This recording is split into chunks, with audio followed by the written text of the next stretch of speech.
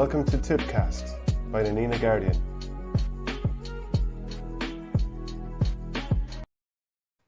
Hello and welcome to another episode of Tippcast here on the Nina Guardian, joined as ever by Shane Brophy, sports editor of the Nina Guardian, and Sean Flynn, Burgess hurling manager, not TV analyst, but maybe statsman. Obviously worked with the Tipperary senior team in the past as well. Actually, the first thing, Shane even mentioned it before we came on there, Sean, is how did you even get into doing stats, and how did it end up tickling your fancy? Darragh Egan was over the Tipp under 16s, and he just asked me to kind of come along and watch the game and watch a game of theirs, and I just started taking a few notes and stuff like that, and I just kind of got into it from that then, like, you know. Yeah. We always a bit of a numbers man. But, oh, Jesus, no, I'm absolutely terrible at maths. No, I'm actually a business accounting teacher, but I'm actually terrible at maths, like, so. You know, a lot of the stuff that's thrown out there live anyway is wrong, so. Yeah. Is it a pressurized sort of a job? Because, you know, I'd say if things are going wrong, a manager is looking for answers somewhere, anywhere, and if you can give them something that's massive. So do you feel pressure to have something ready? Some managers would be like that, yeah. They'd want kind of, I suppose, nearly the magic number or something, you know, some insight straight away. But to me, like, to be honest, the live numbers are very hard. Like, during a match, like trying to count tackles and even possessions at times is very hard. So really, you know, at half time, all you're doing is giving a brief summary of maybe poke outs, possessions, maybe top few possessions on your own team, the opposition team, and maybe how the ball has been used. And then whatever you see yourself, then, like, you know, I suppose for me, I'd be always looking at what's going on, maybe down the backs when the ball is up in the forwards and stuff like that. You know, that sort of way, trying to see what's off the ball. And that's a big thing as well. Like, I don't think enough people kind of give attention to what happens off the ball. Everyone's worried about when someone's on the ball. But, you know, like, you know yourselves, like, you could be on the ball for a minute and a half in a game. A lot of your job when you're hurling is what you do when you don't have the ball, like, you know. Yeah, absolutely. Whether it's creating space as a forward or denying it as a back or whatever it might be. By the way, we're live on YouTube, Facebook and Twitter. If you have any questions, get them into us here and we can bring them up on screen if you're joining us on YouTube or Facebook. Shane, just to bring you in there, there's obviously been matches this week at different age grades. So the under-20 footballers, they had a win over Limerick, and, you know, it's Waterford next up on Thursday. So what are your thoughts on that team and how they're going? Yeah, I suppose we can couple in the seniors with it. I suppose, look, I think underage football, it needed that win. Like, it was, you think back to the day in Tullamore, 2015, when they beat Dublin in the All-Ireland semi-final, and you go back, a load of Dublin team, the hateful lads that went on and won a senior All-Irelands, that was the last time they won a game in that grade. So, like, just to get that monkey off the back was pleasing. And I suppose the way the season petered out for the senior footballers, to have looking like there's a group of players with potential coming behind, it was I suppose it's a great boost. And look, you're not going to put too much pressure on these young lads just yet, but I thought the pleasing thing was just their attitude, and I thought they were brilliantly coached. Like, they just kept the game so simple. They worked hard. There was loads of off the ball running. There was, anytime they got into the forwards, there was guys running into space, and then when they got the ball close to goal, they were looking to take on their men. So look, it was very, very pleasing. And I suppose like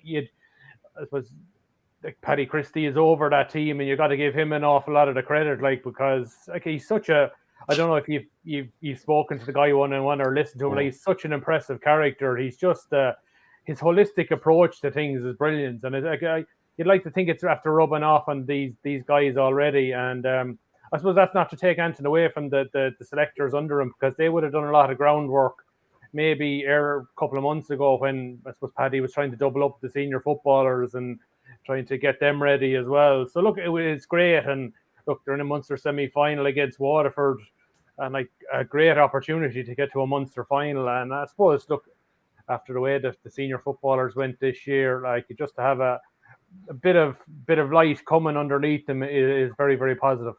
What did you make of the defeat to Kerry? I think most people, you know, we obviously accepted that Kerry were more than likely going to win this game. It was 119 to 1-8 for a finish. So, you know, there's no disgrace in that. The thing that stood out to me, though, was like when Tipperary was trying to move the ball forward, and obviously you have extra players back, that they seem to be worn out a little bit sooner. than Kerry, which you'd expect too, because they're playing at Division 1 intensity.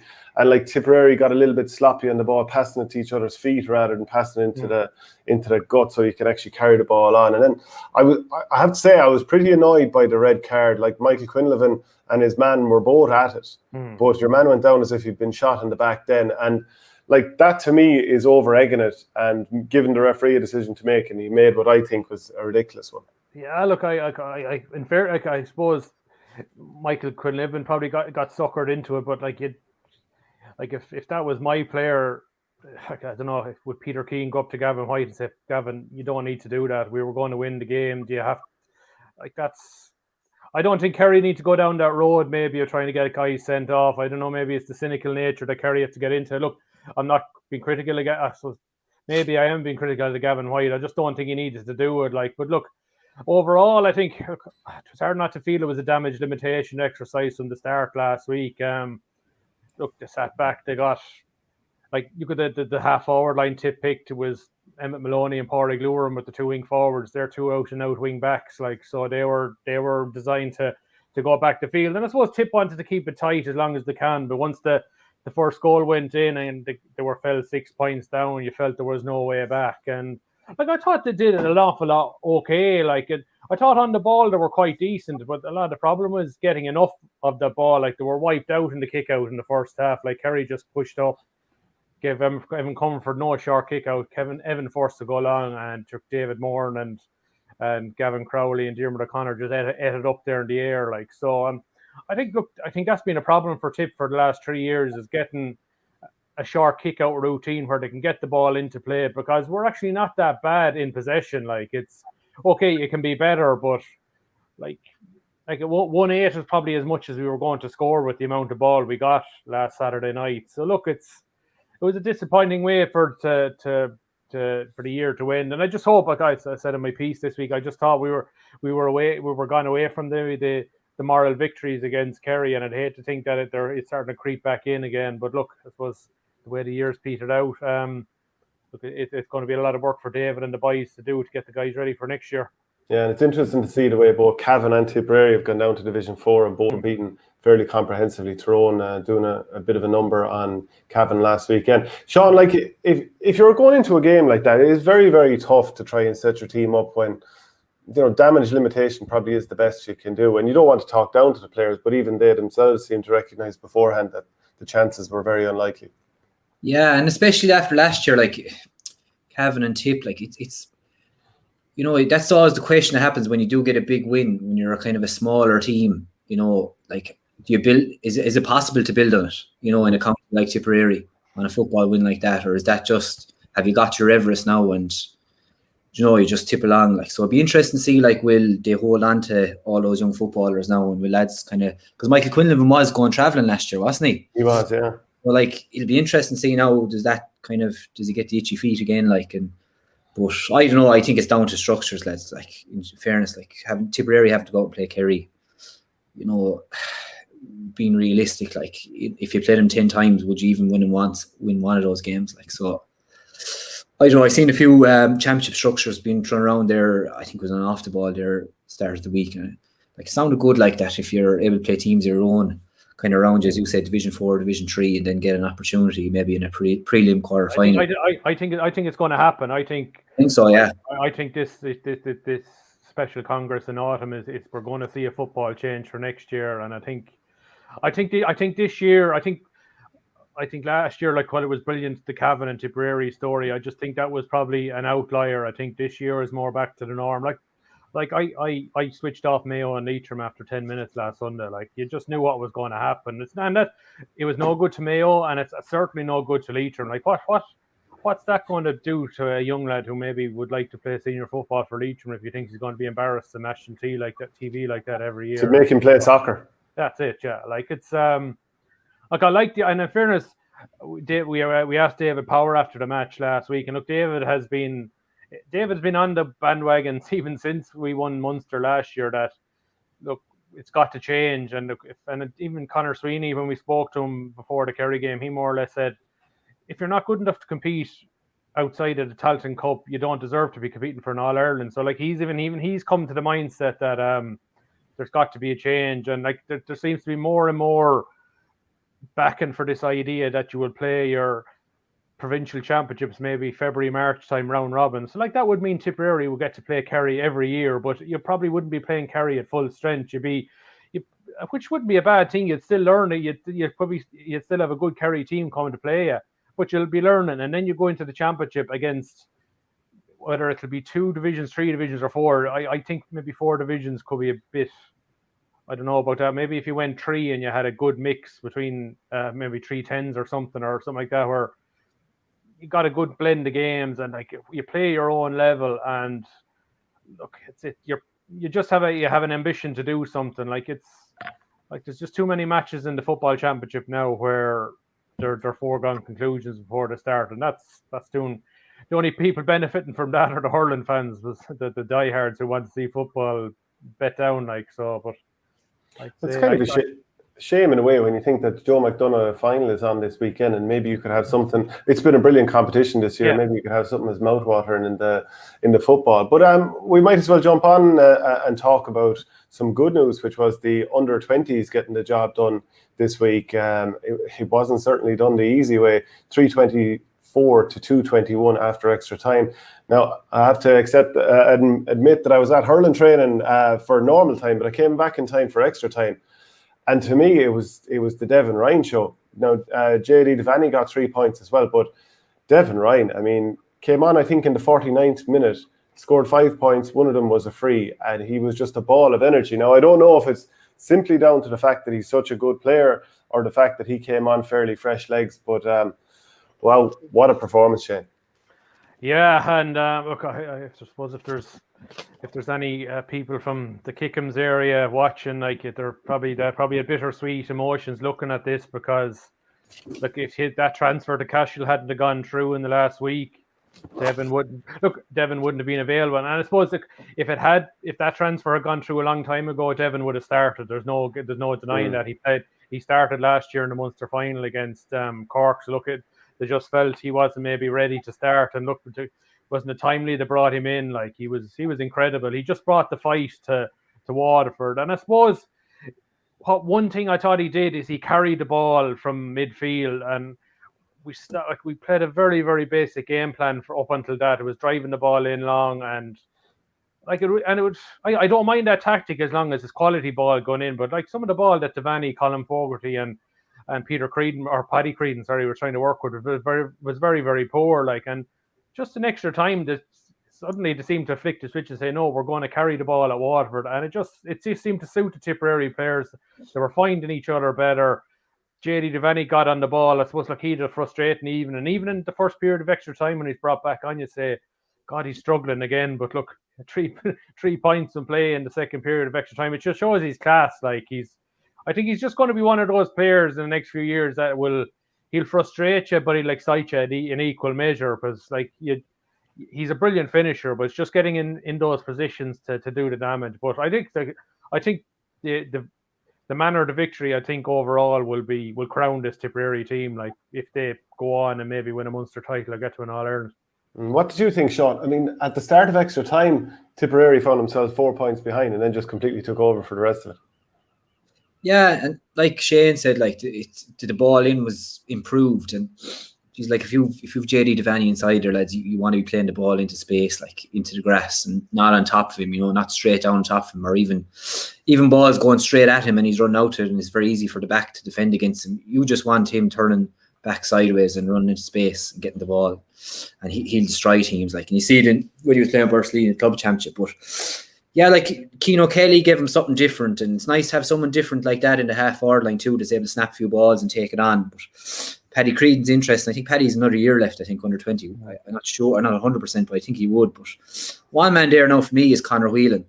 I remember watching him playing under 16 for Tipp, and geez, he was nearly like your next Paddy Maher, like, and he was that sort of player. And he probably hasn't maybe burst onto the scene like we probably thought he was going to be, but he's just an interesting lad for me now. I think he's someone that Tipp could use in the next couple of years. I don't know what you think of his performance, but or what you've seen of him so far. But he's type of lad, he can play a full back, he can play a wing back, you know. And the question I'd ask even within that, Shane, I'll throw this to you as well as answering Sean's question there, but it's going to take a little bit longer for lads to step up from under 20 to senior level now, because the gap, like, it's pretty evident. You look at the players, they're a lot more slight, and even minor, it's kind of like watching children. Well, you are, I suppose. Yeah, like I think unless you're a Kyle Hayes who was nearly a man when he was a minor, you're not going to make the step up from minor under 20 to senior. Like there's no Tipp senior on the Tipp under 20 panel this year, and there's a reason for that. They're just there's good players there, but they're not exceptional. You really have to be exceptional at that age to be playing senior. So look, I suppose you have to use the word potential to look at all these guys, and I think as a group, there's definitely a lot of individual potential to go on and play senior. I think Conor Whelan is one. As you say, I thought to a man physically they were they looked very, very strong. Tipp, very lean, very muscular. I thought that was one aspect that stood out for me. But individual performances that Kevin Maher at centre back read the play brilliant. I think while we would remark him as a forward playing for Borrisley, I'd say that's probably just because of his age. I think he'll definitely end up long term in the half back line. I thought he was brilliant.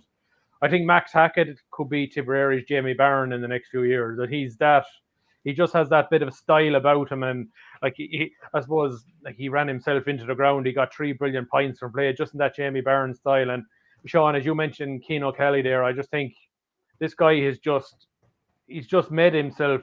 I would have seen him at under 17 or minor and said, God, he's very raw. What are we going to get out of him? But like he's come on leaps and bounds. Like he's going to be our next Bonner Maher. Like when he went off in normal time, like we really struggled. We had no ball winner. He picked off 4 points. He just makes the game look so easy. He knows his limitations, but definitely his scoring threat has come on in the last 12 months. So, and as I said, there's an awful lot of potential and an awful lot of individuals there. So look, even if Tipperary don't beat Cork next week, or if they don't win an All-Ireland or a Munster, I definitely think in terms of individual talent looking towards senior level in a few years' time, I think there's definitely an awful lot to be encouraged about. And obviously Tipp needs to bring them through as well, Sean, because like Cork won that under 20 delayed 2020 final there last week. Now, that was as bad as I've seen a Dublin underage team play in a long, long time, and a couple of their minor stars aren't actually lining out. But it is important that Tipp get these players through.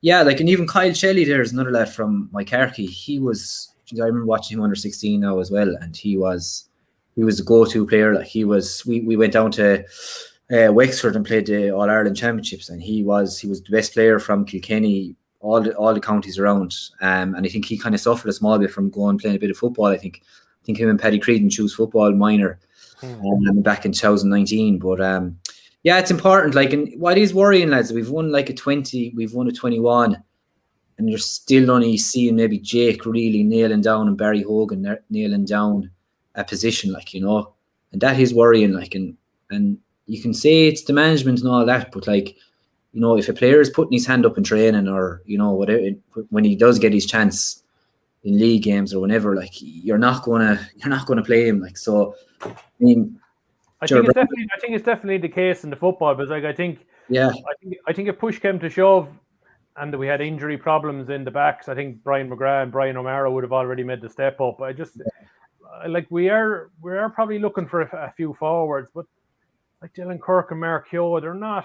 I don't know. We've seen it's not happening for them. It's just not happening for them. Like, and that's I suppose that's the area. And like next Sunday could crown them, one or two of them could come on and be the match winner. But like unless they are lighting it up and Liam is just going with what he knows, and that would be my worry on the basis of maybe John McGrath's performance the last day. Like, did he just go with his gut and say, big match, John will prove it, or maybe Liam will have to say, look, I have to go with form now, and whoever's in training plays well starts. Because like I don't know what you would be concerned if you saw the team announced on Friday night and John McGrath's in starting 15. But it's just his form doesn't warrant it, and if there's guys going better in training and he's still getting picked, you'd wonder what that does for the morale of the group and the camaraderie if the best guy in training is not getting picked. And it's even like with Davy Fitz bringing back on guys who had been down cramped, and then the likes of Harry Keogh looking on, Conor Devitt looking on and thinking, which is where do I fit in if I can't even come on when lads are down with cramp? Are you not telling me, am I not as good as a lad who's cramped and he can't do any more? Before we move on to the senior stuff, because there's we can go 1,000 different directions with that conversation. But what about the minor hurlers? They'll be expecting victory against Kerry this evening, Shane. Yeah, I'm heading in there after not too long after we have this done and dusted. Yeah, they're playing Kerry. It's a game they'll be expected to win. Look, it's a relatively new panel. I think there's only 3 survivors from last year.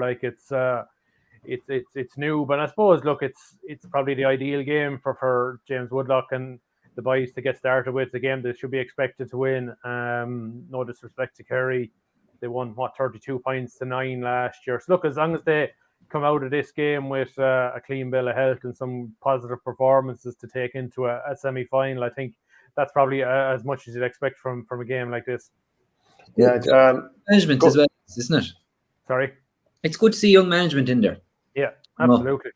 It's positive, and even with the 20s, it's young management. You can see kind of maybe a bit of progression going on for the next few years with that. Mm-hmm. Yeah, absolutely. Well, look, Tipperary will certainly be expecting to win that game. And look ahead to the fixtures this coming weekend in the senior hurling. So there's the Leinster hurling final that's going to be Dublin against Kilkenny. Some of the qualifiers: Clare, Wexford, Laois, Waterford.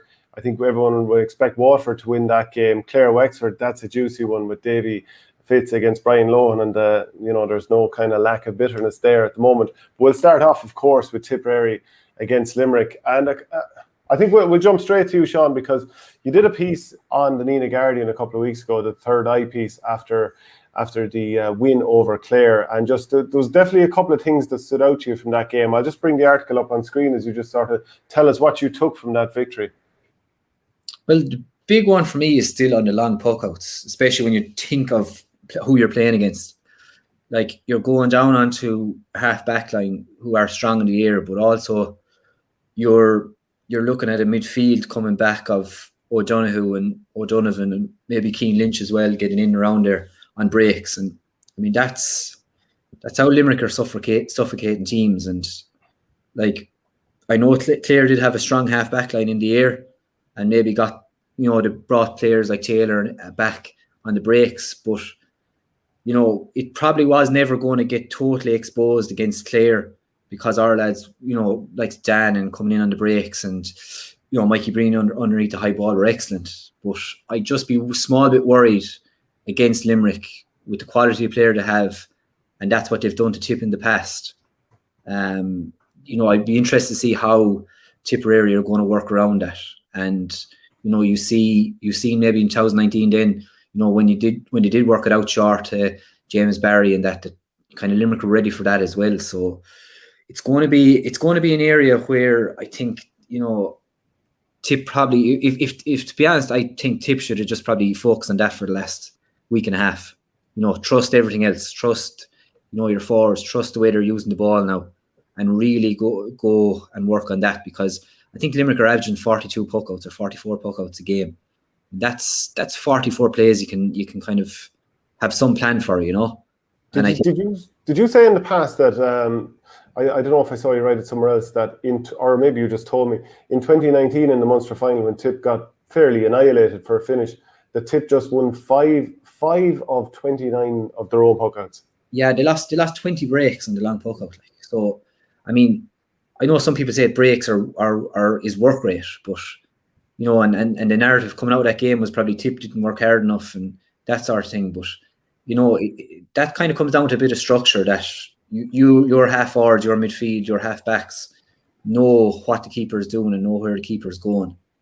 And the way Limerick set up, it just, wherever the ball goes, they have that man to the front of the break, they have that man to the back of the break, and then they're able to create that kind of counter-attacking game. So yeah, it was 20 breaks they lost in that game, and that's a lot, lads, Yeah, because you nearly have to target where, if you know where the ball is going, you know how to get your players there, you know how to get the numbers there to make sure that, and this was another thing you referenced, that maybe sometimes you just do what Burris Lee did against Ballygunner in the 2019 Munster final.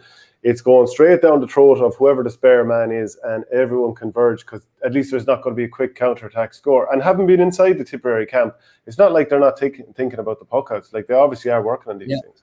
Yeah, they are, yeah. And look, to be honest, this is, and the management would not think this now. definitely wouldn't think this. But like when you look at it, right, Sheedy and the backroom team took over the Tipp team in 2019, right? They got things back on track and they won in All Ireland. Last year, they went back late. Did they get enough time to work on things last year? No. Have they got enough time to work on things this year as a collective? Probably not. Like, so, not making excuses for them, but like, if you think about it, really, they haven't had time in the last 2 years to bring on Tipp, to the next level, like, on, say, maybe on an area like puckouts. They have brought Tipp up, like, with their use of the ball has really improved since 2018. But I just feel them, like, they mightn't have had enough time to actually, work on other things. And yourselves, as if you work on something for maybe a month, it'll be hit or miss. If you've done it over a couple of years, like Limerick have done, like, you'll see the benefit then. And when the pressure comes on, you don't go back to the old way. You'll be able to stick with your process. Like, it's excuses for the management, but I think you have to be realistic too. And what's after happening in the last year and a half in your league, Yeah, well, I suppose Limerick have been working on that sort of thing since late 2017, whenever John Kiley and Paul Kinnerk got involved. But if you can indulge me, just even, I'm thinking of practical examples of what you're saying and working on things. Like a lot of the time in club training myself, like there's the senior A team and the senior B team. And a lot of the time with when the A's are missing people off at the county or whatever, some of the lads are taken from B over to A. So the players on the B team, they don't actually get to work on their strategies because you've kind of got a mishmash of a team, and you might want to work on short puckouts and what sort of patterns you'll have, and just the goalie working with the fullback and the cornerback, and everyone's starting to understand how each other is going to operate. And you just start to get to this idea of that's what he's going to do if I do this. So maybe that is a tough one for Tipperary. We've had two massively interrupted campaigns the last 2 years, Shane. Are you accepting what Sean is saying there, that you do have to sort of say fair enough to say to some degree that maybe that area isn't going to be perfect, or is that giving them an excuse? I think it's an excuse. I'd be surprised if they haven't. I'm surprised if we don't see some new wrinkle from Tippers. Like, they can't, whether it's Michael Breen or maybe Niall O'Mara will be in the two wing forward positions. Like, you just can't hope just on one day that they'll get the better Dermot Burns and Kyle Hayes or Dan Morrissey, whoever plays in the two wing back positions for Limerick, like, and hope maybe we get 50% of the breaks when they hit the deck. But I'm sure that will be one aspect they'll be going after. The midfielders, Dan McCormick, Noel, Paddy Cadell, whoever gets in the middle, as you've got to be almost frantic on the breaking ball, like, and like, I'm sure that'll be one aspect, but then that could be offset by the fact that they could be hurling at 23, 24 degree heat on Sunday, like, so we've got to be like that. That's another wrinkle that has to come into the game too. Like, are Tipperary going to? It's hard to know. Like, you think with maybe is it the fact that we haven't a short puck out strategy? Is that another sign of maybe the conservative nature of the management, that they're prepared not to give away a cheap score from a bad puck out breaking down? They'd rather go along, at least get it up the other end of the field. But but then you're playing into Limerick's hands, who really want you to go along because they know if they get possession, they get those triangular passes going from where they can open you up and get back up the other end of the field. So I'd like to think we'll see some wrinkle of some way of getting a clean puck out into play, or maybe a park out to somebody 50 yards out into space. So that's another thing. On the Limerick puck out, look, I think we know what's coming. We did it against Limerick in the league. We did it the last day against Clare. We'll concede the short puck out. We're not going to.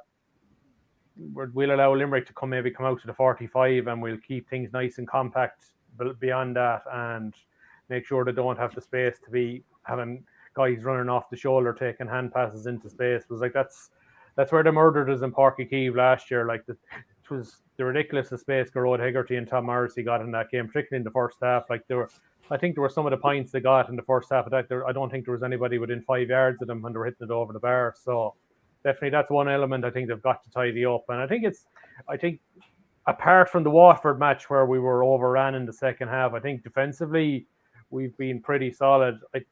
The last day against Clare, I'd maybe put the first 15-minute struggles down to the fact it was our first game, and maybe there's a little rust and a bit of nervousness, and it took a few minutes for guys to settle down. But I think that should be out of our system this weekend. I have a little clip here from Eddie Brennan because I was talking to him about the game this coming weekend. I'll just bring it up on screen here. Tipp ended up playing the match on Limerick's terms, and I think Tipp being Tipp and Liam Sheedy and Eamon O'Shea and the boys, they will always want the match played on their terms, and I think that's something that they will focus on this Sunday, and I think they should focus on that. They're mindful of the challenge that Limerick are going to present, but I definitely think Tipperary can't just stand back and invite a team like Limerick on them and say, look, we're going to curtail them. I think Tipp have to try and force themselves on Limerick a little bit. I was actually trying to think earlier today, have expectations ever been as low in Tipperary about playing Limerick in a match? Because obviously they've had Tipperary every way they want them the last couple of years, as you were saying. But even some of the players probably that we relied on so much for the last couple of years probably not being as prominent, like Paddy Maher's having some difficulty at full back, Nolan McGrath taking off midway through the second half, John McGrath not going well, Seamus Callanan doing okay, well, doing pretty well, but like he's not at 100% either. Like, have you ever seen Tipperary as such outsiders in a match against Limerick? Like, historically, I can't really think of a time. No, you'd have to go back a while since it's been like that, and I think Tipp will always back themselves, against Limerick, no matter what it is. But yeah, I think it's a process of where both moments. I still think under day Tipperary have good enough hurlers. I think for me, I felt this year the dilemma for Liam Sheedy was, does he go with his tried and trusted lieutenants that probably delivered him an All-Ireland in 2010 and came along and a second one in 19. There's still a core of guys that I think he brought through a couple of minor. A third one in 19. And well, his second. But I think that was the dilemma for him this year. Does he invigorate the team with some fresh young blood from those under 21 and under 20 All-Ireland successes? Join the Our Game Supporters Club at Patreon for €5 per month to get audio podcasts. Okay, so there's a lot there in that chat with Eddie Brennan. And one of the things that kind of stood out to me was what happened last year. So putting Alan Flynn on Keane Lynch, and then obviously he changed position, and that upset Tipperary when he went in centre forward, because that was obviously one of the big things that Tipperary wanted to target. Then he's talking about, do you want to go with young players or old players? And you've already talked about the sharp puck outs there. Like, who do you trust carrying the ball from the back as Tipperary? So going long all the time probably won't work. It's backfired a few times here. But Cathal Barrett, he can carry the ball out, but too often he runs straight into his man and nearly gets bundled over rather than actually just using his speed and sidestepping. I think Paddy Maher is really good at using the ball actually for the most part, but I'm not sure he wants to carry it out. I think he needs to probably look after his man. I think Barry Heffernan can do it, but I don't know if is there enough lads there that can do that. And maybe that's where, like, Robert Byrne probably spoiled his chance of starting by getting a red card against Westmeath. Brian O'Mara, obviously, he got injured. Then Paddy Cadell, maybe some of us thought he'd start at some point here. Brian McGrath, I don't know if he'd be the ideal man to take a ball in the full back line, turn and beat his man and work his way out. So there's a few things there that are issues. And the question that Eddie Brennan was talking, or the thing he was talking about, was how do Tipperary need to impose themselves on Limerick? What ways can Tipperary impose themselves on Limerick, Sean? Number one, I think, is on their own long puck out, is playing to your strengths, getting bodies in. Like, that's Dan McCormack's game. That's Mikey Breen's game. All these players, when the ball is in there, they're so effective. When they don't have it, and when they win it, then they're able to spin out of some tackles and pop passes back, or pop sideways, or take it on. The big thing for me now will be interesting is how the full forward line set up. We traditionally play with our three men inside, and now we've kind of started to see, maybe Willie Connors inside there playing on the edge of the D, and maybe picking up, say, Declan Hannon, something like that. So it'll be interesting to see what they do. For me now, I'd still trust John McGrath, but I'd nearly put him out at 11. For me now. Really, even though, like, the thing with John McGrath is he's generally always so good with his ball handling and whatever, and it just seemed to be a little bit of a hot potato, and Paul Flanagan certainly won that battle. Like, Shane, would you be throwing him in there? I think you said already now. I can see your thinking. I think if there's maybe one place for if he can work himself into the game, it could be at centre forward. Or if I think all he needed the last day was a couple of balls to go right for him, and he gets underway and he's off. Like I think that was some of it. Like he was, there's no doubt he's short on confidence. Like if he could pick things up. Get a couple of positive possessions early in the game. Definitely could work in his favour. I just wonder, could one wrinkle that Tipp might do this weekend could be go back to the 3 men full forward line, but play the 2 corner forwards right out on the sideline, and I think try and make the field as big as you can, because what Limerick thrive on is trying to get 2 men around, trying to get 2, if not 3 men, and really suffocate you. And if you can try and get it as one of those, and get as many of those 1-on-1 matchups, ideally that's something that I would like to see. You go back in terms of if we have to go short and maybe use the ball differently, I definitely would think Brian McGrath comes into consideration, because he's the very same as Noel and John. They're so confident on the ball. He will find, if he gets it, he's no problem breaking a tackle, and he's great vision to find somebody as well. So if in fairness, Liam Sheedy is showing at times where he is a horses for courses manager, and you'd like to think if a Brian McGrath offers more, maybe in terms of more ball security, that he could come into his thinking maybe in the half back line for a game like this. But then you look at Seamus Kennedy's physicality is an obvious asset against maybe a Gerard Hegarty or a Tom Morrissey or a Kyle Hayes. Maybe if Kyle plays half forward, I think that's definitely one I think we've got to be prepared for, because maybe with Tom Morrissey struggling, and if Limerick want to find a position for Dan Morrissey, you put Dan back at 7 and you put Kyle back up in the half forward line. And if only maybe if John Kiley wants to stick a rocket under Tom Morrissey and say, okay, you might have been probably second best hurler in the country last year, but your form has not been good this year. You're not good enough. You're not big enough to spend some time at the bench to get yourself going, because Kyle Hayes can be a match winner at half forward as well. So I know, Shane, you referenced last year where we got caught out on the Kyle Hayes thing. I would be surprised if we're going to be caught out like that this year. I think I'd be shocked if Liam Sheedy does not have bases covered for anything Limerick might try this weekend. I'd love to see us go full court press in our half back line now, and I'd love to just see us all push up and go for it and create an absolute. You talking about from play there, or are you talking about from home? Yeah, from play, just push up, because you could see it last year. Shane referenced it there, against down in Páirc Uí Chaoimh, we kind of half went and half didn't go. We were kind of on the 65, but not, within a few yards of your man. And the same against Waterford in the league this year. Lads kind of half pushed up, but didn't fully commit. And I think it's something. I'd say if Tipp played Cork in the morning, they'd push. But I think I'd love to see us do it against Limerick and just push up and see what it does. And I know it might put 30 yards of space or 40 yards of space in front of the full back line. But if you're diminishing the quality of ball that's going in, and if you're getting turnovers, I mean, I think, I know what you think, but I trust having Dan, Noel, all these lads in around that middle area just fighting like dogs. Do you not think we need? Do you not think we need an extra worker in the middle? We need a Flynn or a Cadell maybe to start this weekend. Just an extra body in there, or even a Willie Connors who could, as you say, maybe break up the field as well. Because he's very good at bringing others into the play, and he's that sort of a character and that sort of a guy. If he gets on the ball, he could offer something different. I don't know. It's hard to know whether the same starting 15 from the last day will be good enough. I know you said we try and bring our own game, but I think you can't not respect Limerick for who they have been for the last few years, and maybe having to accommodate a small element of our game plan to that middle third of the field where Limerick are so strong.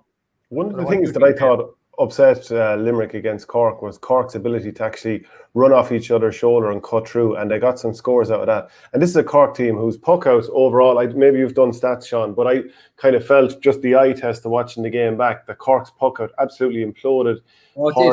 Patrick Horgan had probably his worst ever game for Cork. Obviously, he's absolutely class player. Robbie O'Flynn thought it didn't happen for him either. Seamus Harnedy had to go off injured early in the second half, and yet they were competitive. And like Limerick had a couple of decent performances in the league, fine, but one of those came against the Cork team that I'm now totally convinced was selling us a pup with the team that they put out that day. So Tipperary obviously did all right in the league. So do we look at the league this year and say, right, Tipperary beat Galway, drew against Cork and Limerick, not too far off. Limerick aren't quite themselves. They obviously lost a game or two, drew a game or two. Or do we look back at the last 2 years or 3 or 4 years at this point and say, when it comes to championship, leave that dead rubber game from 2019 out, Shane, and that, you know, we are really struggling against them? Because in some ways, my expectations for this game have never been as low. Yeah, and I suppose I would maybe throw in this caveat, maybe if you go back to 2019, look, there's no doubt we were overran, but like was that a perfect storm that day? Like with Limerick. But so was last year. How many perfect storms are they going to get? Well, I was just thinking like that Munster final in 19 was in Limerick. They had 35,000 of their own fans in there, and they couldn't beat us enough. And then last year, look, I think Limerick had a match under their belt the week before. We were coming in stale. A lot of guys maybe dinged up after the club championship or bang out of form. And look, I just don't think, I wouldn't be reading too much into last year. I don't think we were ready to play them last year. I don't think there's any excuses this weekend. I think if we're not ready and we fall flat, if we're ready and we fall flat on our face, and then you have to say accept that we're a long way off Limerick. But I just think there's, I don't like, maybe I say it a bit too often. I think we'll be ready. I think we're going to see something from this year. I think he'll be using every tool in his trade to get these boys up, and even to go as far as the thing that annoys me is the Tipp only won 19 because Kilkenny beat Limerick in the semi-final. Like I'd be nearly playing that on record in Dr. Morris Park every training session there this week, because just to create a bit of an edge into our play, and really go at this Limerick team. Like, because I say, there was elements of that Limerick performance against Cork. I in one way, it would make me worried is that, you know, I'd be encouraged that I thought that 20-minute period at the start of the second half for Limerick, that was as poor as I've seen Limerick hurling in a few years. But at the same time, when you saw Kylie and the boys afterward, it was almost puffs of relief that they saw that game as a big one and they put pressure on themselves and they came through it. And that next Sunday, the shackles will be off and we'll see a fresh Limerick team. That's the thing that might worry me, is that there was maybe that the Limerick team was a little bit emotionally constrained the last day, and that this weekend we'll see Limerick at their best. And if they are, look, we need to be ready to match them. Sean, we've got serious scorers in this Tipperary team. Jason Ford rarely misses when the ball's in his hand. John McGrath hits form, obviously we know that. Michael Breen, he did a lot of damage on Paddy Fitzpatrick against Clare. Bubbles scored 4 from play. Seamus Callanan, especially when he's 100%, will kill most teams. Jake Morris, very good, 3 points the last day as well. So, I mean, how do Tipp get the ball into their hands enough? And like the downside of that is, do Tipperary maybe have too many corner forwards in that forward line? And because there's not necessarily lads on the bench putting their hands up, it's actually quite a difficult job for Liam Sheedy and co to find the balance. Well, that's the one reason why I would put John McGrath centre forward, because whatever about John on the ball, what he gives you off the ball is unreal. He's just unbelievable to work off the ball. And is that borne out in the stats that you've kind of done? Yeah. He, like, I remember even watching him in training. Like, you don't want to be on John McGrath. He just sticks to you, like, you know. And people probably don't see that. They probably kind of think of his 2016 form and even 2019. But like, even when we think of when he went out the field against Kilkenny in the All-Ireland final, lads, he was serious. I know they were down to 14 men. And if you go back to last year, like even the club championship, that semi-final against Nina, it was that centre forward where he did all the damage. Like I thought he gave his best ever club performance in that game. Like, it was 6 or 7 points in play from centre forward. Like, he was okay, Barry Heffernan had gone off early in that match, but like I'd say whether if Barry had been fully fit, I think John was just on it that night. And we all like if he like, and he's just his brain works quicker, the same as Noah. Like if he gets on the ball, he'll use it very effectively as well. Like so, and definitely Hannon is a player to be got at because he's going to sit back and there's just going to just like what Bubbles did with John Conlon the last day against Clare, that little pocket of space there where Conlon wanted to sit. There was a little pocket around the 65. Like if Will O'Donoghue or Kyle Hayes or Cian Inch has gone up the field there, O'Donovan, there could be a little pocket there if we're brave enough to have a look there that there might be somebody free in there at times. Well, I've talked to a few people in Limerick and they've always wondered why Tipp or other counties in general don't mark Hannon. A lot of times they use their corner forward to come out and kind of, get him to do the work. And then that leaves the extra corner back to kind of funnel back and help his full back line. And that kind of bores out because I was talking to someone who said the Limerick, they've conceded least amount from last year, least amount of scores or shots from inside their own 45. So I think, you're right there. There could be a pocket of space, but like a lot of people said to me from Limerick when we talked to, they were like, geez, Bonner would be ideal for Declan Hannon, sit on him and stop that platform. But I suppose we don't have Bonner, but I think John McGrath might, if they put him out centre forward, I think, and then again that would put Bubbles maybe back inside in the full forward line. And I don't know, I think Rich English isn't at 100%, lads. I don't know what you think. Yeah, and then also Mike Casey, he's not available. He's after having a recurrence, not a recurrence of his ACL, but he's after jarring his knee. It's not related to that injury. John Kiley did say he felt that Tipperary were very ruthless once that black card happened, and like most people, he's looking at that black card situation, which Tipperary got a penalty, then got a fluky goal. I mean, Ever Quilligan should have saved that James Callan attempt, but Tipperary had a run of 2-4 to 2 points. We don't really know how the game would have panned out otherwise, but he did say that Tipperary seemed pretty ruthless. It's at a stage there now where we're going to have to sort of put our necks on the block, Shane. What do you think? Who's going to win this game? It's a tough one, isn't it? Yeah, I think, look, in one way, I think Tipp need to win it. But just to say, look, shut everyone up. We can beat Limerick. We're All-Ireland contenders. We're there for a reason. On the other hand, okay, you want to win it to get straight to an All-Ireland semi-final. You could do without an All-Ireland quarter-final. But then if you lose playing well, you're assuming, like I'm not assuming Kilkenny are going to win, but they're favourites for the Leinster final. You end up on Kilkenny's side of the draw in a semi-final. Whereas if you're in a semi-final as Munster champions, you could be playing maybe a Galway or Waterford coming through with momentum. I want Tipperary to win. Like, it's a Munster final at the end of the day. We're listening to a lot of stuff in Limerick about I suppose they're lording it over at the moment. We could do with maybe bringing them down a step or two. I don't get both managers are not. Or I'd say I think there's going to be a mutual respect from Kyle and Sheedy that the both are looking across at each other. Like, that was that Spider-Man meme that goes around. Yeah. You're our biggest threat for the main title, and that neither one will want to give the other a leg up, maybe for potentially an All-Ireland final meeting down the road, which it could be the case. So I don't know. I don't know. I think we have a chance. I think we have a good chance here. I'd like to think maybe the pride of our players has been dented maybe from recent defeats against Limerick, and that aspect might just come out and maybe produce a big performance at the weekend. So I'll always stick with Tipp, but look, there's no doubt Limerick are justifiable favourites.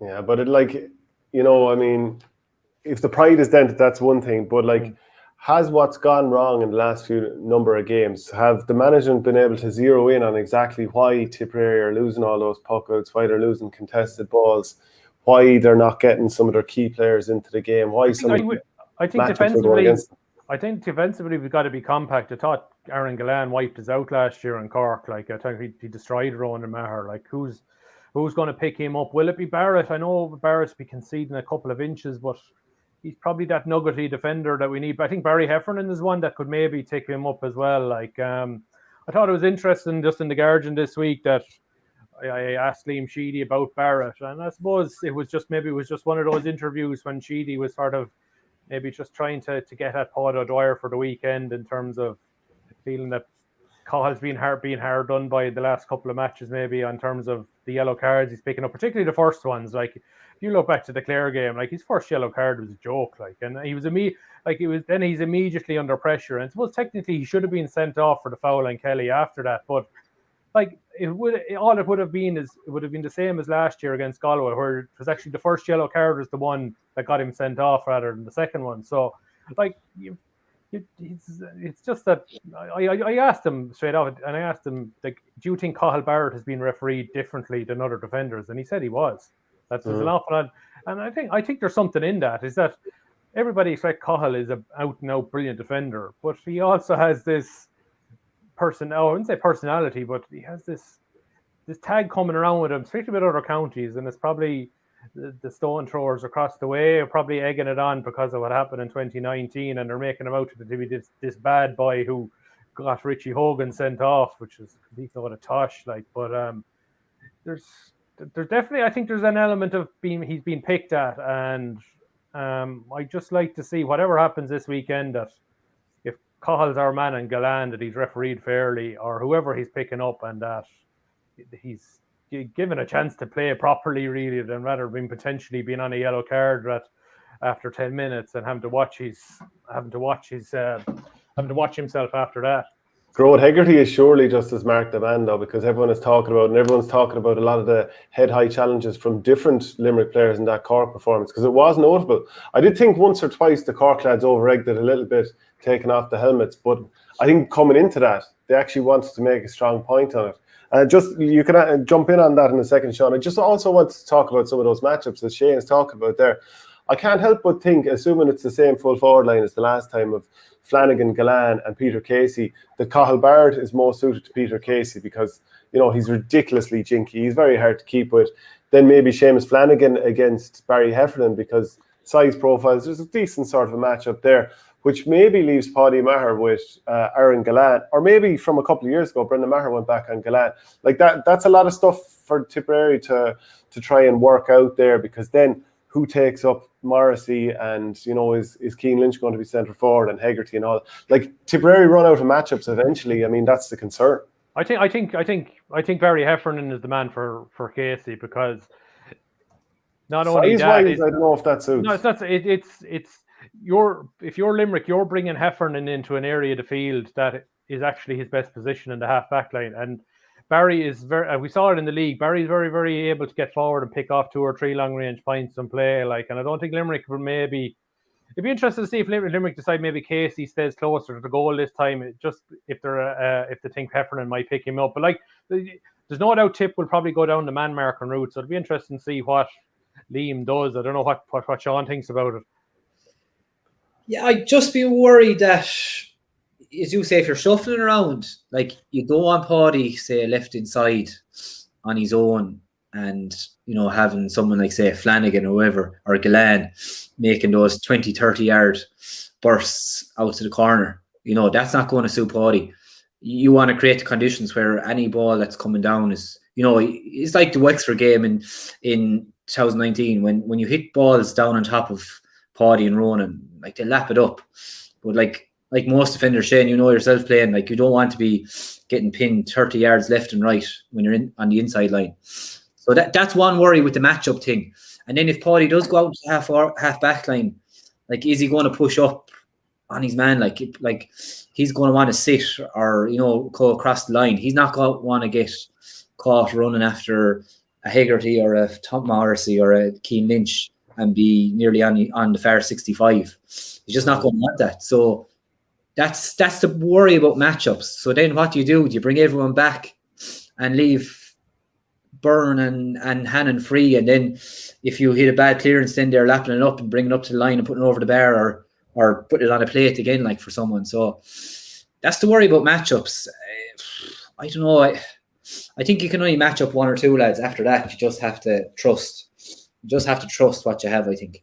Yeah, and I think on the basis of that, that's why I can't, but I want Tipperary to win. Obviously, I want Tipperary to win, but I can't but go for Limerick when I think that they've got a bit more versatility in the team. And I know you can get at their half back line, and maybe if you can run at them, you get a bit of joy. as we've seen Waterford in the past and Cork do the last day. But unfortunately, I think Tipperary are going to lose this game. But I just hope that enough is learned in this, that the management come away from it thinking, right, we're armed for the next time, and we know, I think we know how we can get through. So, Sean, I don't know if you gave a prediction there if you want to. No, what I would say, if Tipp could find, as you said, find a couple of things from this game, learn. And even if you lose, it's not the end of the world. Like, I still think Tipp are good enough, and you probably agree, to get to an All-Ireland final. And if you got to an All-Ireland final against, say you got to an All-Ireland final against Limerick again, like you're probably teeing up one last hurrah for Shamey, Brendan, lads who like have given serious time to Jersey, and that all that Tipp panel probably have unbelievable time for, like, and they're such nice lads, like, probably from talking to them lots, like, they're the most genuine few boys going. And I think yourselves, Shane, from Bursley and Munster final, if you get to a final and a bit of magic happens and you just on the day you can actually win on the day. But I'd love to see you just give a performance, pick one or two things and go at it, see does it work. If it does work, then take those learnings and go again. For me, I can't see Limerick being beaten unless Limerick's form from the last day is their actual form for this year. But I don't know. I think mentally Limerick will be there. I think structurally, I think Limerick will be there. So I'd probably still be going for Limerick, but I just love to see Tipp.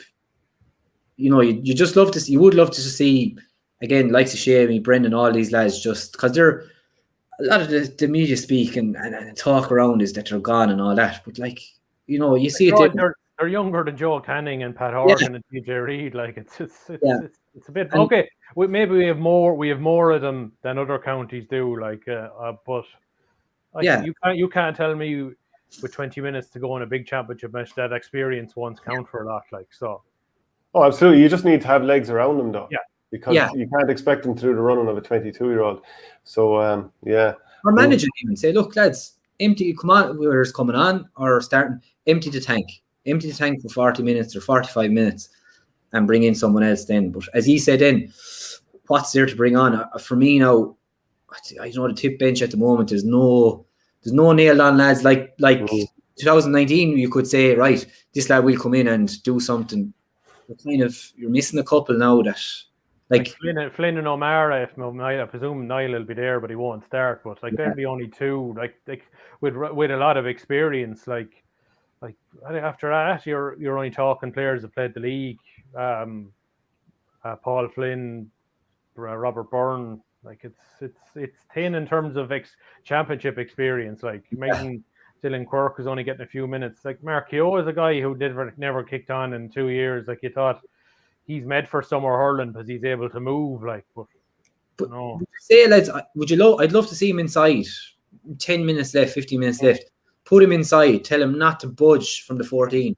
Stay inside, and maybe if that space is created, I think a lot of times he's being brought on wing forward, and he probably has to do a job that he probably isn't used to, even underage. He was probably the go-to man, get the ball to, and he'll make it happen. And I know you probably have to do that as well, but like. I mean, if you look at Shamey probably brought that into his game for the last 5 years. He probably wasn't that player when he was Mark Keogh's age. So I don't know. I'd love to see him inside and lining up maybe a Richie English one-on-one, 10, 15 minutes left. He does like to take on his man, doesn't he? Yeah. Yeah, so it's tasty enough final anyway. There's also the Leinster final this Saturday evening at 7:30. I'm going to be in a Croke Park for this one. Kilkenny have definitely had the Indian sign over Dublin the last number of years, and a recurring theme seems to be that Dublin play well for the first half and early into the second half, and then Kilkenny just seem to, just get a stranglehold on them in the second half. But then last year it was a little bit different in that Kilkenny went 16 points ahead. They let that slip and then just somehow got out of jail towards the end of the game, ended up winning the Leinster final, beating Galway in the final there. Dublin, very good performance against Galway. Very few people would have seen that 118 to 114 win, whereas Kilkenny, brilliant for their panel that they used so many players and won in extra time, and just such a classic match against Wexford the last day out. I'll just start with you, Shane. After all the talk and all the defending I had to do of Dublin hurling a few weeks ago, it's looking a little bit rosier now, and they've obviously won a Leinster title at under 20 as well. What do you give Dublin much chance in this game? I do, but I suppose it's purely on the basis of it was two things. Like one, will Owen O'Donnell be fit to play? A hamstring in a fortnight probably. Don't think so. Plus, look, they're guaranteed another game, so you're probably not. You can't really run the risk. Like, and you'll know you'll be playing either 2 or 3 weeks time after that. So it'd be foolish to actually risk him if he's not near fit. Then the second thing is, what did we see 2 weeks ago? How good was the Dublin-Galway game? And okay, Kilkenny and Wexford was exciting, but how good a game was it? Like, so were Kilkenny good, or the fact was it an exciting game? Maybe gloss over the fact that maybe it was just two level B. I wouldn't say, like, it's hard to know, maybe a level under Limerick and Waterford playing each other, like well matched, if you know what I mean. So Munster was better than Leinster. We know what you're saying. I suppose that's it. We just don't know what. I suppose we'll know this weekend what that league, what those semi-finals were. I think athletically, like Dublin are a possession-based team. They're not going to waste the ball. They're going to work it up through the lines a lot, like Limerick did, or what Wexford did. But they probably won't. They won't do it in a physically exertive fashion where they have nothing left in the tank in the last 5 or 10 minutes. I feel like you have Ronan Hayes and Donald Burke. You have big guys in the forward line, athletic guys, and I think they'll take a lot from the match in, as you say, last November where they came from 16 down. I think, I don't know. I think Dublin have a good chance here. I think they'll smell an upset.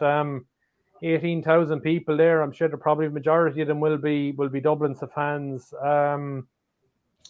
Look, I went against Kilkenny the last day. I'm not going to go against them again, but I wouldn't be surprised if Limerick win. It's Kilkenny for me, but purely on the fact that I don't want egg in my face again. At least I'll have to cover myself, like so. And Shane, just a question there: would the way Dublin are setting up now, was that the way you would have set up with Kula? Or was it different? It's actually slightly different because a lot of the time what we would have done was you'd have that corner forward and he'd be coming out and you'd nearly have Con and somebody else inside. Now, sometimes you just let Con off and do his own thing and get the ball into him. But generally you'd have had a 6 sitting and then someone else coming out to try and kind of fill just an extra body out towards the midfield. But what I found watching the semi-final and also watching the game against Antrim beforehand. Now, you know yourself, it's such a fluid thing. It's very hard to nail it down at times. But they seemed a bit more inclined to keep 3 up front. So but maybe then that means that Chris Crummy, Donald Burke and Danny Sutcliffe are probably flooding the middle a little bit more. So in some ways, maybe with Kula at times we had 4 or 5 further up the field. And now it's 3, but they're a little bit closer to goal. So it can be difficult to tell. And it's probably shifting a nice bit throughout the game. But one thing I'll say about Dublin is, and I've been making this point for a couple of weeks, there's a lot of really good natural hurlers there. Like Danny Sutcliffe, when he's at 2013 form, which at the moment he's not actually far off at all. Like he's a lovely hurler. I've marked him a few times. He's sneaky on the high ball. He's a very good hurler. He's incredibly fast. Donald Burke, like a beautiful striker of the ball. I'm sure you see that and appreciate that. Keane O'Sullivan's a good forward. People don't know that much about him. Ronan Hayes is very good. And Keane Boland, I haven't understood for a while why Keane Boland gets taken off so early in games. He went off with I'd say it was a concussion the last day, but he's a good hurler. Conor Burke's come in a good hurler. A lot of good hurlers in this team, but they need a bit of, I'd say, coolness under fire because Kilkenny are going to come in throwing everything at them physically, intensity-wise. So that's where I'd wonder, like, can Dublin be a bit cooler in games? Because in Nolan Park a couple of years ago, I think the occasion got to them. Remember, they just seemed to fade out early in the second half when Kilkenny got on top of them. So they just need to make sure that Kilkenny don't get one of those massive runs on them in the game where they just have too big of a bridge to gap, and they probably in general don't have the scores in them to overcome it, which makes last year even more mental that they came back from 16 behind. Yeah, they seem to be using the ball better. I remember watching them against Cork, and you could see they were trying to play this type of kind of working the ball out from their defence, but like they would have hit 4 or 5 passes and still mightn't have got past 50 yards from the goal. Like they might have won the ball on the 21 and still 4 or 5 passes later they weren't even into the opposition's half, and then they were getting turned over against Cork. So like they are definitely using the ball better. I'd be interested to see now if is O'Donnell definitely out, is he? It's looking that way. I mean, any sort of a hamstring injury, a few weeks, it's difficult to see how he could. And like he'd be the one that would pick up TJ Reid. Last year they started with James Madden. That didn't work out at all. this time they're going to have to, like, Owen O'Donnell went on to him, completely quietened him, I felt anyway. I'm not sure, looking at the back line here, who'd go for him. I don't. Would you trust him cornerback? Would you trust Dunphy in cornerback and Paddy Smith in fullback? Would you? I think it's I think it's a tough one for Dunphy to go in fullback. I think Cian O'Callaghan will probably mark Owen Cody. I think that's the matchup you might get there. I think Paddy Smith, I'm not sure that would work out against TJ Reid in the air, and he might bring him further out the field. The one that I'm thinking it might end up being is Dara Gray, because he's a big guy. He's very game. I don't know if he'll win the battle, but I think looking at them all, that's the one they might go with. The other thing you might do, and this would be a little bit, maybe this would be a bit mad, is to bring Chris Crummey out of the backs and tell him, look, you're marking him no matter where he is. But Chris Crummey's probably at his best when he's going the other way from wing back. So I don't know what you think on that one. Yeah, it give Dublin a chance, as in if they can create. I think, look, I know Galway hit so many wides, but they created a bit of carnage there for Galway. Yeah, they challenged them. Like, I'd say mentally, Galway were like, they were just under pressure so much time when they were trying to work that ball in the middle third. And you could see it a lot of times. Galway hit ball down to where a Dublin man was out in front each time. But I don't know. Like, that's the thing. You have to get someone to mark TJ, and as you say, someone comfortable going out the field as well. So that's a big issue for him. And the other one then is, like, say, Conor Burke was excellent, but Kilkenny are so good in the air. Like how good are this Dublin team in the air, in the back line? You see, this is where if Owen O'Donnell is injured, maybe Sean Moran comes back into the team. Like, Sean hasn't, like, clubmate of my own, brilliant player, but he probably hasn't quite been going as well. And maybe you have a kid and stuff like that. It's hard to have the same energy when you're putting so much into that. I don't know if he'll thank me or not for saying that, but maybe that's the reason that he hasn't been in the team. So maybe he comes in. He's brilliant in the air. Rush is brilliant in the air. Dara Burke, I don't know if he's dominant, and Dara Gray, I don't know if he's dominant, but he's not bad in the air. Conor Burke might drop in as a sweeper. I think they should play with a sweeper. I think they might do that because they can't afford to concede goals in this game. So I do think Kilkenny, just like you, Shane, I do think Kilkenny will just about do it. But, obviously I would love to see Dublin doing this, given my affinity for some of the boys there. We might jump on then to Wexford against Clare. Davy against Lohan. You can't avoid the fact that it's the meeting of these two men. And there's no love lost. Last year when they met in the qualifier, Shane, Brian Lohan very much on top. They bet them up and down O'Moore Park. Do you expect to see something a little bit different, considering how Wexford played against Kilkenny? Quite possibly. I would put a caveat in the match last year. Look, we know Wexford just never got going in the championship at all last year, but I think it was in Portlaoise last year. Like, there was a gale force wind, and like that toss was. I always think when you have a wind like that and you win the toss and you get 9 or 10 points up, the match is over, because like teams are too well set up to allow another team to come back. So look, I think it's going to be 25, 26 degrees in the middle of the afternoon Saturday in Thurles. It's going to be nigh on perfect. I think for me is mentally where Wexford at after Kilkenny game. Like, it would have physically, it would have taken them a good 4 or 5 days to get that match out of their legs, and we saw how some of them were fatiguing early in extra time.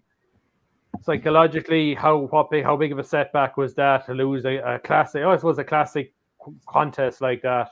Clare were definitely very sore after two, and rightfully so. Like, it was a very big decision that went against them. And like, look, we'd be pissed if it went against us as well. No matter what, you might say that Clare shouldn't have allowed it to get to them. Like, I don't know if a big decision like that, I think we would struggle for 10 minutes to get our bearings. But I think the one thing I want this match to be won by the players in the field. I don't want this Lohan v Fitzgerald sideshow. It annoys the hell out of me. And I was sort of Liam Griffin in the Examiner today saying that for the sake of the two men, that they should put this thing to an end, build a bridge and move on, because look, they're two greats of Clare hurling. They shouldn't have fallen out like this. Life is more important than that. Look, I think I fancy Clare. I think there's more attack and flair to their play. I think it'll be a tight one, but I think Clare will win it. What do you think, Sean? The Clare lads, the way they're going on at the moment, they'd be nearly starting a petition to have 3 teams in the Munster final now. It's unreal. I see it on Twitter the other day. They're still going on about it. But the interesting one for me now is on Davy, right, with Wexford. I was just looking back at his results. He's beaten Kilkenny twice. He's beaten Dublin twice. And he's drawn with Galway, Dublin, Kilkenny too, right? So he's lost to Kilkenny twice. He's lost to Galway twice. He's lost to Clare twice. He's lost to Waterford and Tipp. It's like all the progress you're saying they've made. Like they've only bet Kilkenny twice and Dublin twice. So like I think, and it's probably his last hurrah. I'd say he's probably like emotionally, he's probably trying to get him back up to a place where, like Shane was saying, they're emotionally drained after last day. 100%.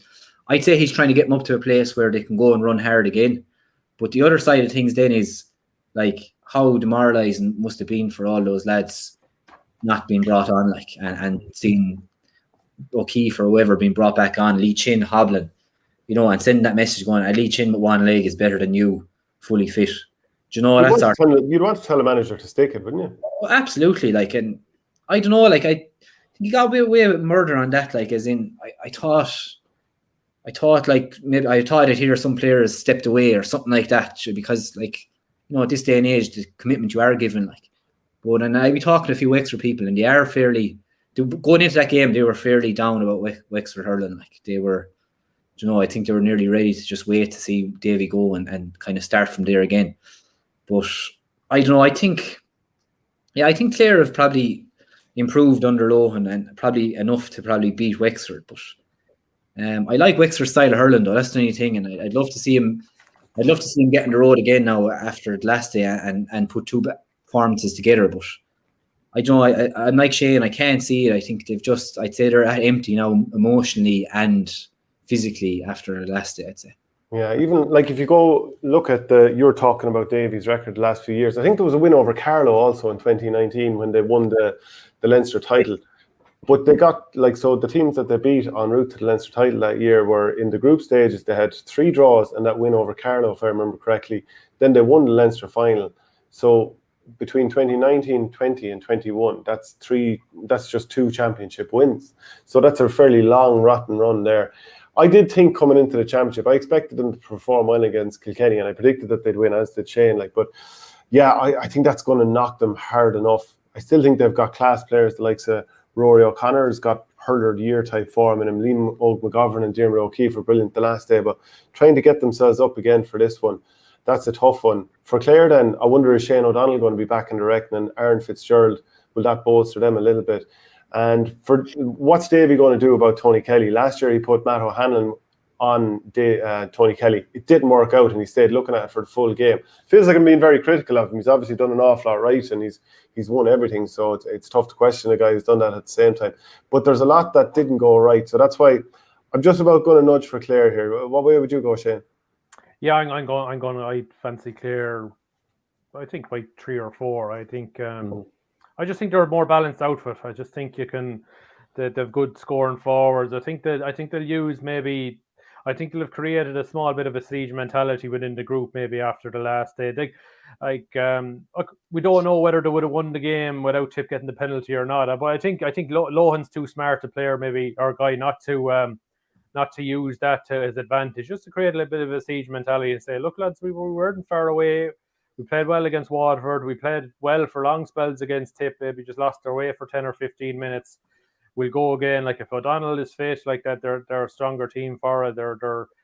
I think there's more to trust in Clare than probably Wexford at the moment. Final word on that one, Sean? Yeah, I'd agree. I think Clare will get over the line. I think. Yeah. I'd say okay. They're fairly broken after that game.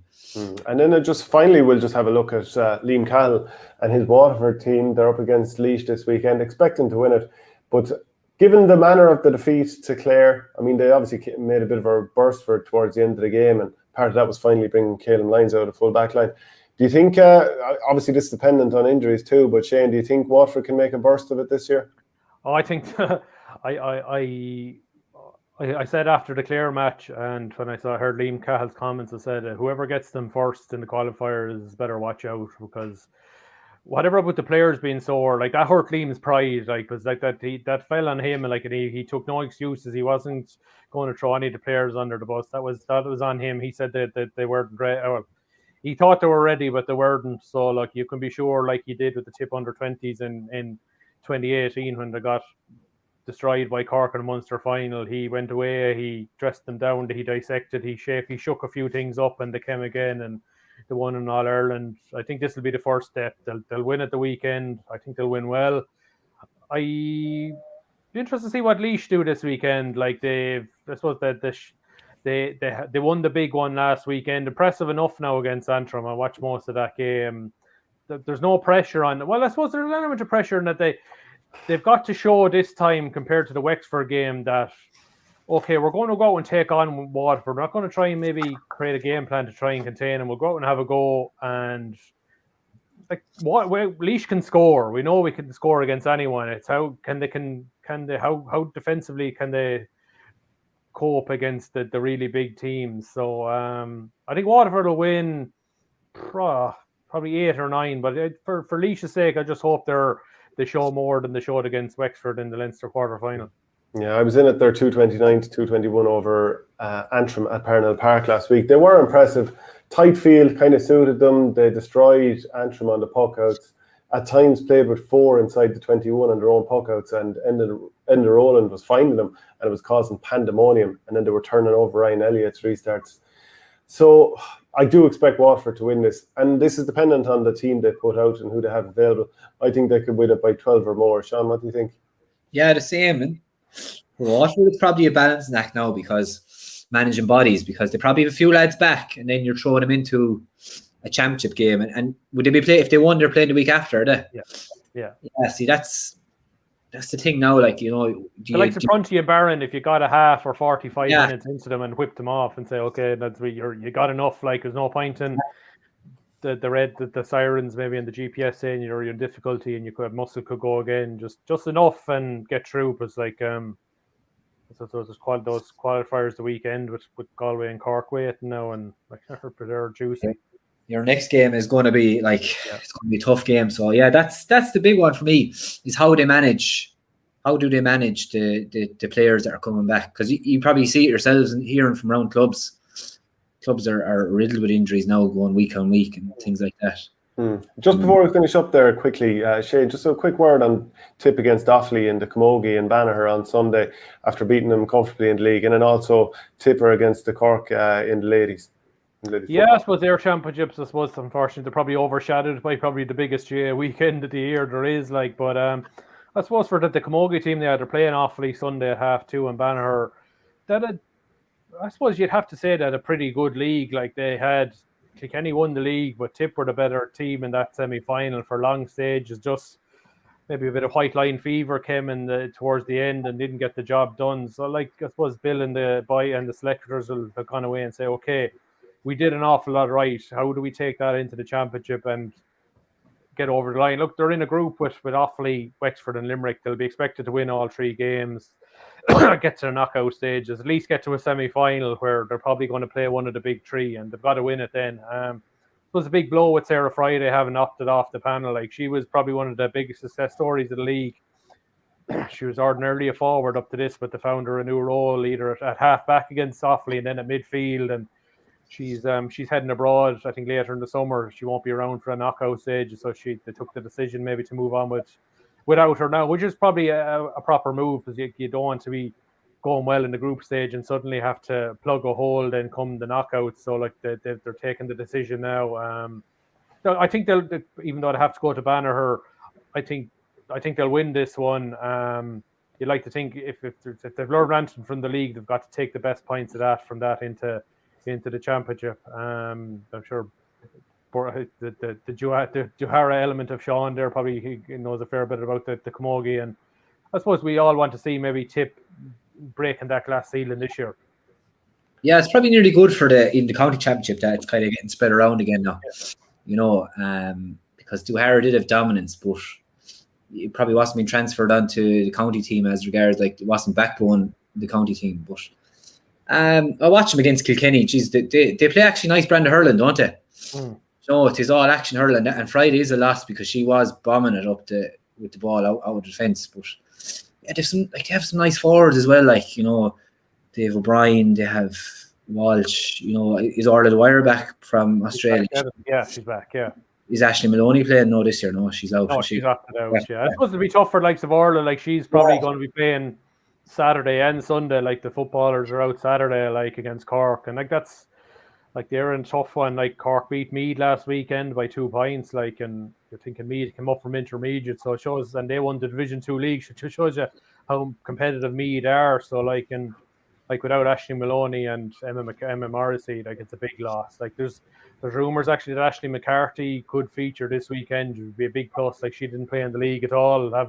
After coming back from Australia, she had a bit of a knee issue. But like if I suppose that Cork will be favourites and be expected to win it. I suppose for Tipp's point of view, you love to see them maybe play well, and the following Friday night to play Meath, and like that's the key one. If you win that, you're in an All-Ireland quarter and you avoid relegation. So like if Tipp have home advantage this weekend, but it's hard to see Cork not coming away as winners from that football match. And one final thing, you wanted to mention a jersey competition in the Guardian. Another jersey competition this week. We have one of the new Camogie jerseys, courtesy of Kieran Berger Sports. So last few weeks we had the GA jerseys, the men's home and the men's away. So we have the Camogie jersey this week. So page 62 of this week's Guardian, you can enter competition details there. So it's actually a lovely strip.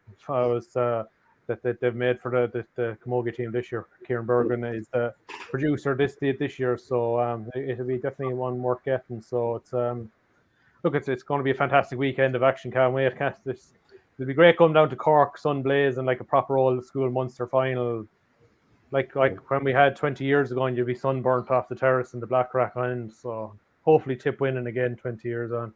Yeah, the sandwiches. Out of tin foil ready for the sandwiches now for the weekend. Yeah, took the words out of my mouth. Yeah, and we'll be back to unpack it again all next week. So my thanks to Shane Brophy as ever and Sean Flynn for joining us this week. Thanks, lads. Cheers, lads. Sound. Cheers. Welcome to Tippcast by the Nina Guardian.